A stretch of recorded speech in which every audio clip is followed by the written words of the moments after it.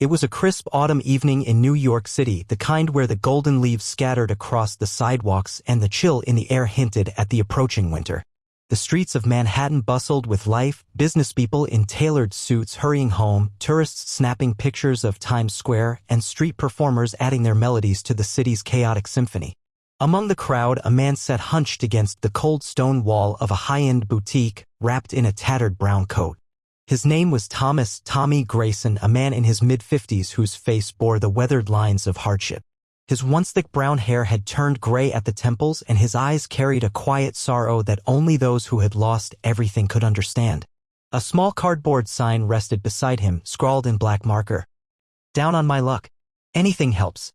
God bless." Tommy wasn't always homeless.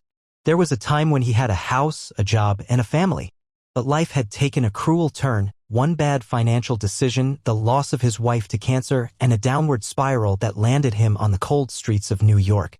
Now, he survived on the kindness of strangers, though kindness seemed in short supply these days. As Tommy sat there, shivering and clutching an empty coffee cup in his hands, he watched the people pass by. Some glanced his way with pity, others with disgust, and most ignored him completely. Then he saw him. A tall young man, accompanied by two suited men who looked like bodyguards, walked down the sidewalk. His hair was neatly styled, his coat pristine, and his posture confident yet composed. There was something familiar about him, the way he carried himself, the chiseled features.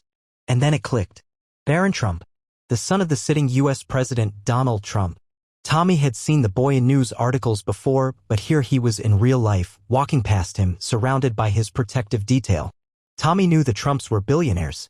They owned skyscrapers, golf resorts, private jets, things Tommy couldn't even dream about anymore. His stomach twisted with hunger, and in that moment, desperation outweighed his pride. As Barron approached, Tommy hesitated for only a second before raising his voice, not too loudly, just enough to be heard over the city noise. "Hey, kid.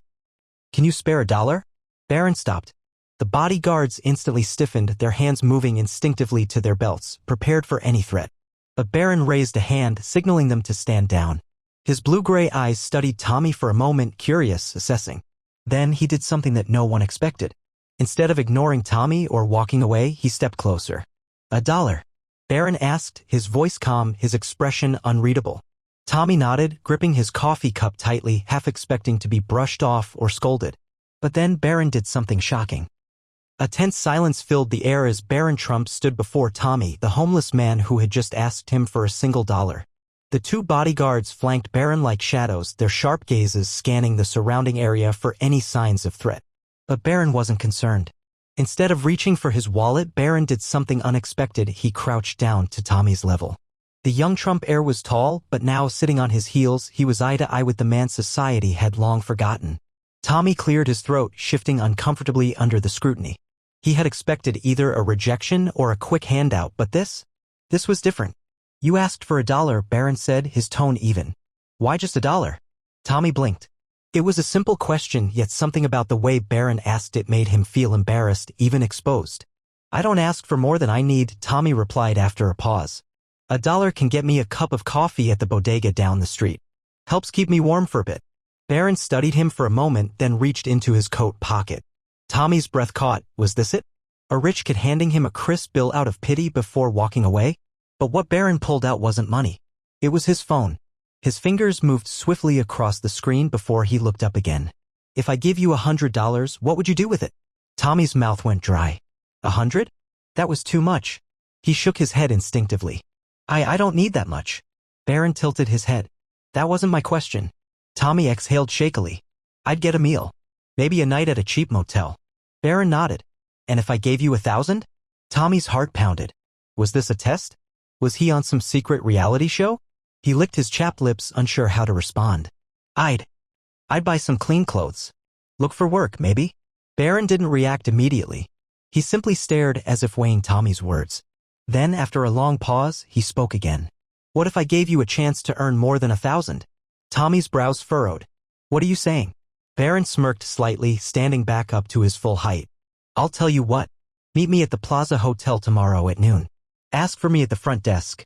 If you show up, I'll give you more than just $1. I'll give you a real opportunity." Tommy's mind raced. The Plaza? One of the most luxurious hotels in the world?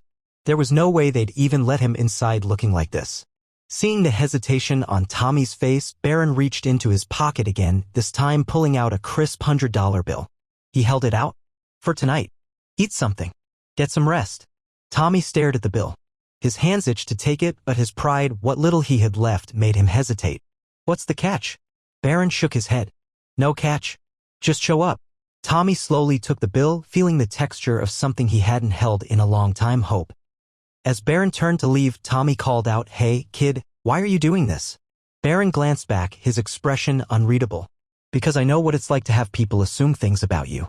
And with that, he disappeared into the bustling Manhattan crowd, leaving Tommy clutching $100 and a question that wouldn't leave his mind. Would he show up tomorrow?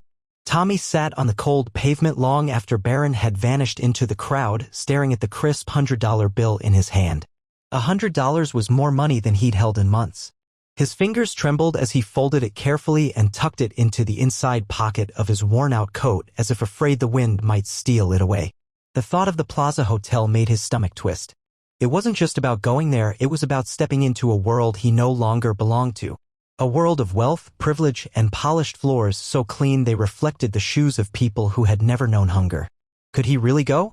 The question haunted him as he walked to the nearest bodega, the neon lights flickering above the entrance. Inside, the warmth wrapped around him like a long-forgotten embrace. He bought a sandwich, a cup of hot coffee, and a bottle of water, then found a quiet bench in a nearby park to eat. As he chewed, his mind raced. Barron Trump wasn't what he had expected. The kid wasn't arrogant or dismissive like most rich people Tommy had encountered. He had listened. He had asked questions. He had given Tommy a choice rather than throwing money at him and walking away. But what was his angle? Was this some kind of social experiment? A publicity stunt? Tommy shook his head. No cameras had been around. No reporters. Just a kid and his bodyguards. Meet me at the plaza tomorrow at noon. Tommy had nothing to lose. Nothing. That thought alone made up his mind. The next morning, Tommy woke up before the city did. He had used some of the money to check into a cheap motel, take a long, hot shower, and get a full night's sleep in an actual bed, something he hadn't done in months. He had even bought a second-hand button-up shirt and khakis from a thrift store, wanting to look somewhat presentable. As he stood in front of the bathroom mirror, wiping condensation from the glass, he barely recognized himself. The deep lines in his face weren't as harsh. His eyes, though still tired, had lost some of their hollow look. For the first time in years, he felt like Tommy Grayson again, not just a man the world had given up on. By 11:45 a.m., Tommy stood outside the Plaza Hotel, staring up at its grand, ivory-colored facade. His palms were sweaty. This was it. Walk in. Asked for Barron Trump. What's the worst that could happen? Taking a deep breath, he stepped inside. The lobby was a sea of gold and marble, chandeliers hanging from the ceiling, and the soft hum of wealth floating in the air. He felt out of place instantly, but he forced himself to keep walking. The receptionist, a woman in a sleek black uniform, raised an eyebrow as he approached. May I help you, sir? Tommy swallowed. I'm here to see Barron Trump. He said to ask for him. The woman's expression barely changed, but she nodded and picked up the phone. One moment. Tommy shifted on his feet, resisting the urge to run. Then, to his shock, the receptionist smiled politely. Mr. Trump is expecting you. Please follow me. Tommy's stomach flipped as she led him through the opulent halls, past men in tailored suits and women wearing perfume that probably cost more than his entire life. Finally, she stopped in front of a private dining room and opened the door. Barron Trump was already inside, sitting at a table, waiting for him. Glad you came, Barron said with a smirk. Tommy hesitated only a moment before stepping inside. The room was elegant yet understated, high ceilings, a chandelier that cast a warm glow, and a table set for two. It wasn't the overwhelming luxury that Tommy had expected. Instead, it felt comfortable. Intentional. Barron Trump sat at the far end, dressed sharply but casually, no suit, just a dark sweater and slacks. A waiter stood nearby, but Barron waved him away. Give us a few minutes. Tommy hesitated at the door, still feeling like an outsider in a place he didn't belong. You can sit, you know. Barron's voice carried no judgment, only amusement. Slowly, Tommy took the chair across from him. He folded his hands together to keep them from shaking. All right, kid. I'm here. Now what? Barron leaned forward, resting his elbows on the table. You're probably wondering why I asked you to come. Tommy nodded. It did cross my mind. Barron exhaled, then tilted his head slightly. You're not the first homeless person to ask me for money. You won't be the last. but something about the way you asked. It wasn't desperation. It wasn't manipulation. It was survival.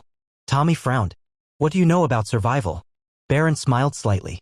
More than you'd think. Tommy wasn't sure he believed that, but he let the kid continue. I don't want to give you money, Tommy. That statement stung more than it should have. Tommy stiffened. Then why am I here? Barron leaned back. Because I want to give you something better at a job. Tommy blinked. Job. Barron nodded.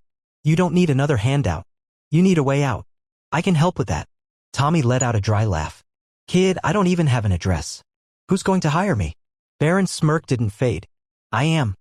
A beat of silence passed. Tommy narrowed his eyes. What kind of game are you playing? No game, Barron said. I've been working on a project. Something different from my father's businesses. It's a startup focused on helping people get back on their feet, providing work, housing, and resources for those who want to rebuild their lives.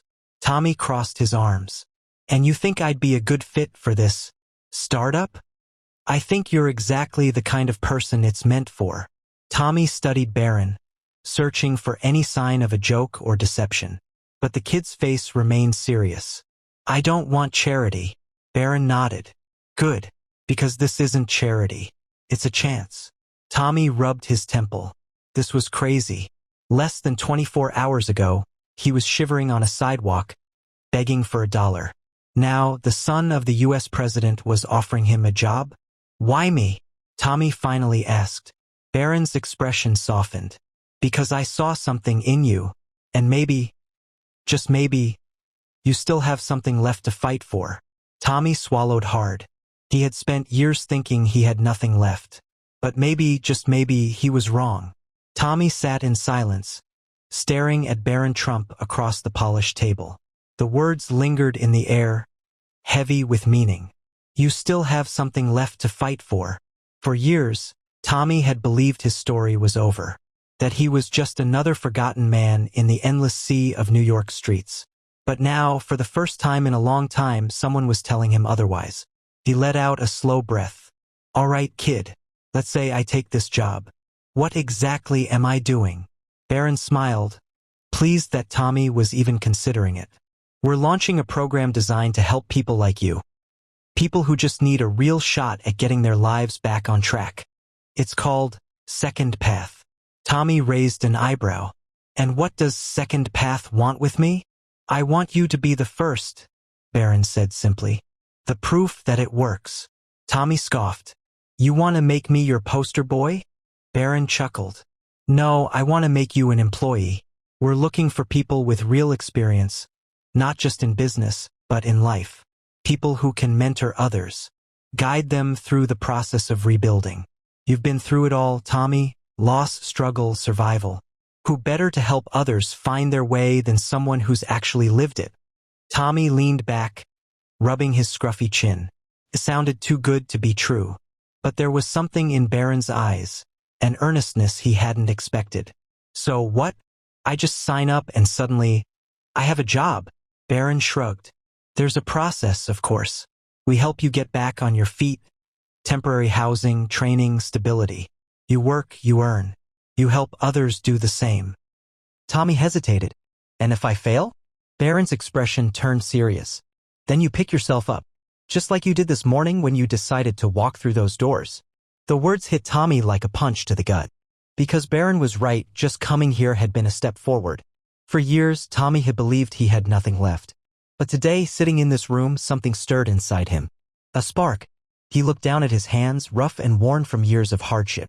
Then he looked back up at Barron, the young billionaire who, against all odds, saw potential in him. Tommy took a deep breath and extended his hand. All right, kid. Let's see where the second path takes me. Barron grinned and shook his hand. Welcome aboard. The Manhattan skyline glittered in the evening light.